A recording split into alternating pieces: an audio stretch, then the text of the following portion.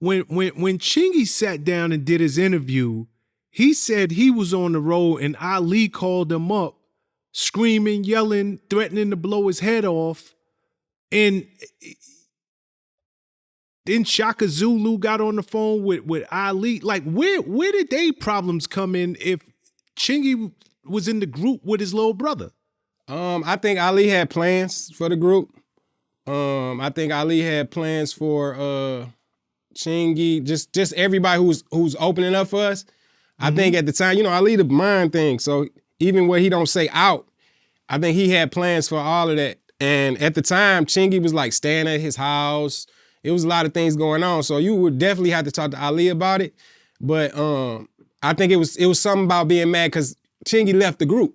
He left his little brother and them to go get that deal. Is his little brother Misfit? Is that no, Misfit is the other one. His little brother is Ahmad, which his name was Pazzi or something like Mozzie. His name was Mozzie. Yeah, Mozzie. There you go. Yep. So he it was something with that. I think Ali felt like he was sticking up for his little brother at the time. He didn't look at it like that. And then when we from St. Louis, you say one word, and then if somebody don't say the correct thing on the backside of that word, you go there instead of like conversating about it. You feel what I'm saying? Like, and I think it was a boom, boom. And he didn't say something that led to like, I'm your OG. He said something more so like almost to the nigga.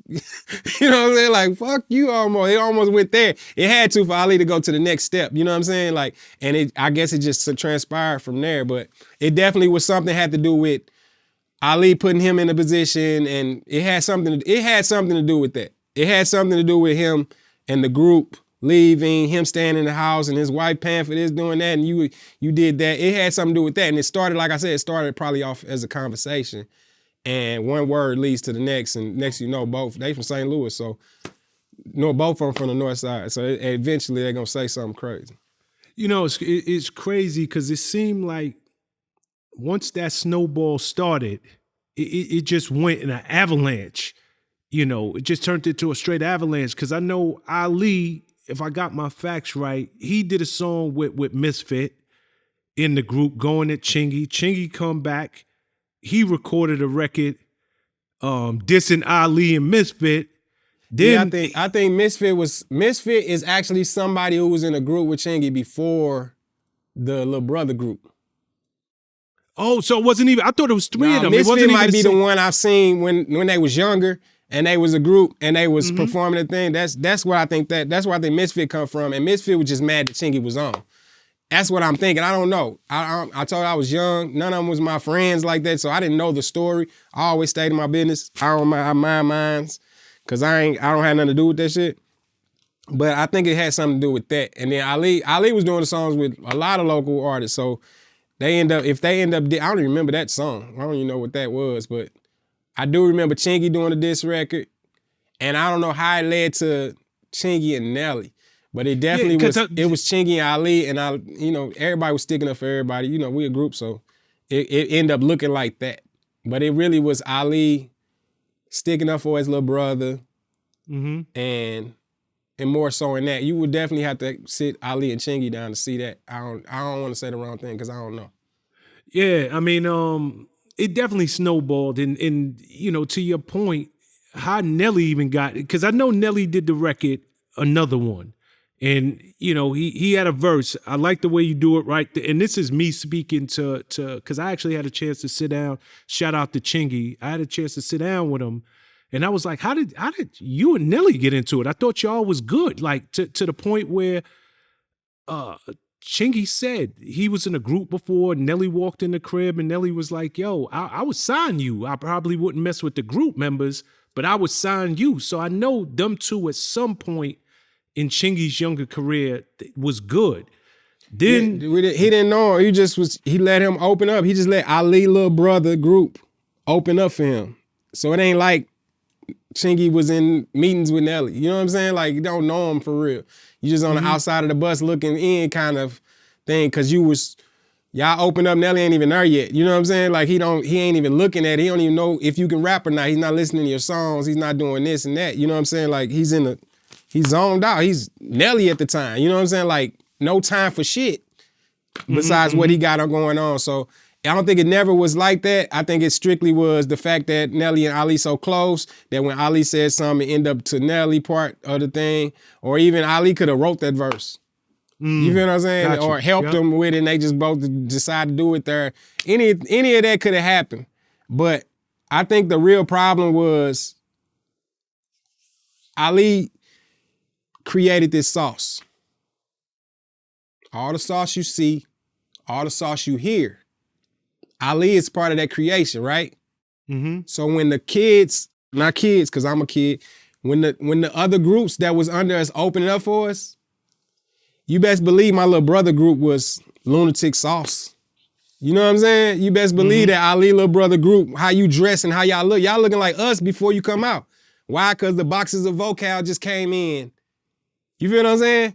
So the boxes of vocal come in and y'all getting clothes. So when y'all go on stage, y'all look like the ticks before we come out. Not in no bad way. It just was that much of a trend-setting thing. You feel what I'm saying? Like this was the way to dress. Boom. So now he signed to Luda. Repping St. Louis. On a different label than Nelly's. What do you think the PR is going to do? What do you think the people who helping you with your clothes gonna do?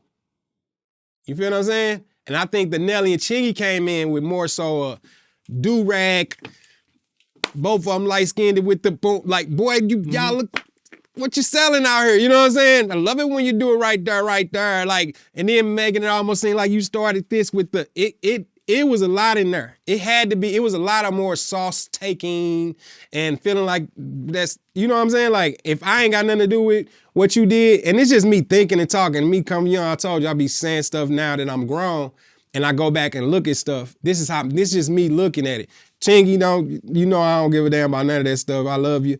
Nelly, I love you, all that. So I don't know. Y'all gotta say this. Y'all gotta tell that. But me just outside looking in on that part of it, it was a lot of sauce going on because the industry was already stealing our sauce. Jerseys, how we was coming to colorful. First, everybody was black and white, wearing this, that. And then we came out with the million colors and everybody wanted to do that. And we million things on our heads, band-aids and wrist things and, you know what I'm saying? Turning $20 clothes to $400. You know what I'm saying? Gucci, jerseys and all that's doing our own everything. Coloring our Air Force Ones. They only got white and black in the score. How did we get the color ones? Nike didn't send it. We created that. What y'all creating, what y'all see people creating right now, we created that on them Nikes and things of that nature. So now when I look at a Chingy video or I look at what's called, he got on vocal, he got on Air Force Ones, he got on a do-rag like Nelly, he got, you know what I'm saying? Like a lot of that played a part. And when you trying to keep your top spot as if I was Nelly, you know what I'm saying? You thinking about all of that. And I think just the egos and all that played a part in there where everybody was just something, because St. Louis is so small that we don't have time to be against each other. The world is against us, so we don't have time for that. So best believe we wanted to go out in a better way. I'm on Chingy album. You know that? No, I didn't even know that. I'm on Chingy first album. So it ain't nothing there, you know what I'm saying? Like it's really was something super personal that happened that had to happen. Cause me personally, I don't know. Cause like even at them times, if Chingy called me to come out and do the song at a show, I was there. If it was a radio, you know what I'm saying? Like, so it wasn't like that, bro. It made it, Vlad might have to play the part with that. You feel what I'm saying? With the with the beef thing. Didn't he do the beefs?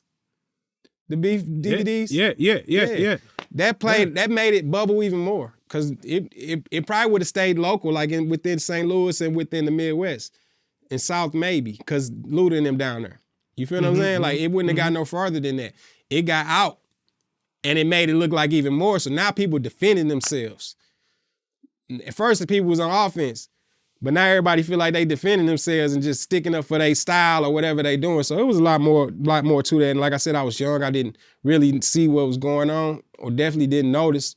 But I do think that shit had something to do with sauce, man. Had something to do with them drips and them looking like me and trying to do the same thing I'm doing. Hold on, you moving up. You ain't just local. Nah. You gotta find your own, you know what I'm saying? Like I think, and that's what I'm me looking at them too. Like, boy, y'all are like twins. along the low. As long as if he Yup. put on your clothing line, Chingy is wearing your clothes, bro. Like your clothes that you made. He's gonna eventually look like you. Like I think all that played a part in, like I said, Ali's in charge of that sauce. So he definitely looked at it like, yo, you can't take my sauce down there to Luda and them. You know what I'm saying? Like, what are you doing? And like I said, that conversation probably started from the breakup of that group. Because at first, Mozzie was mad. Then eventually he wasn't that mad at that. You know what I'm saying? So it's a lot of it. I don't like naming names and doing all that stuff, but I definitely know that was some bullshit part of our times. And like I said, one conversation led to a bad conversation and it shouldn't even went there. Yeah, yeah.